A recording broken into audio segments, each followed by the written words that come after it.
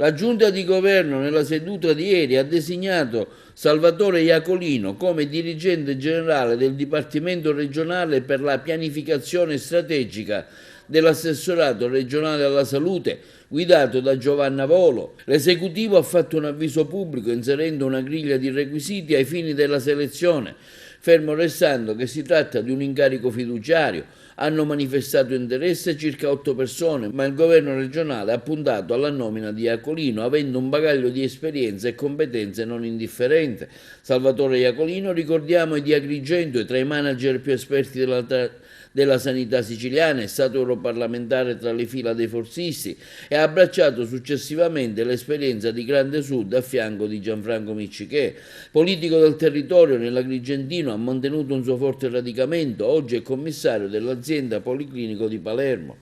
Iacolino è utile riferimento non solo organizzativo all'interno dell'assessorato, guidato da Giovanna Volo, alle prese con le emergenze della sanità nei territori con la spinosa vicenda della stabilizzazione dei precari Covid. In una nota Salvatore Iacolino afferma come la nomina del governo regionale, presieduto dall'onorevole Schifani, che ha ritenuto di individuarmi quale dirigente generale del Dipartimento di Pianificazione Strategica dell'assessorato regionale alla salute, mi riempie di orgoglio e di una grande responsabilità nei confronti dei siciliani. So di poter contare su saggi consigli del presidente Schifani, afferma l'onorevole Iacolino, sull'esperienza dell'assessore Volo e su un apparato burocratico solido e competente, pronto per raccogliere la nuova entusiasmante sfida.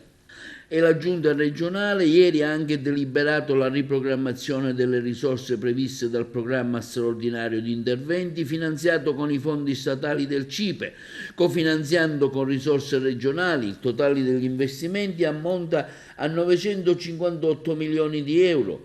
Il piano nello specifico sarà valutato adesso dal Ministero della Salute e prevede 364 milioni per la realizzazione del nuovo ospedale civico di Palermo, 348 milioni per il nuovo policlinico del capoluogo siciliano, 240 milioni per la costruzione del nuovo polo oncoematologico di Palermo Nord. Infine ulteriori 6 milioni di euro in aggiunta ai 20 già precedentemente assegnati serviranno per far fronte all'adeguamento strutturale, impiantistico e architettonico di un altro ospedale di Palermo chiamato Ingrassia.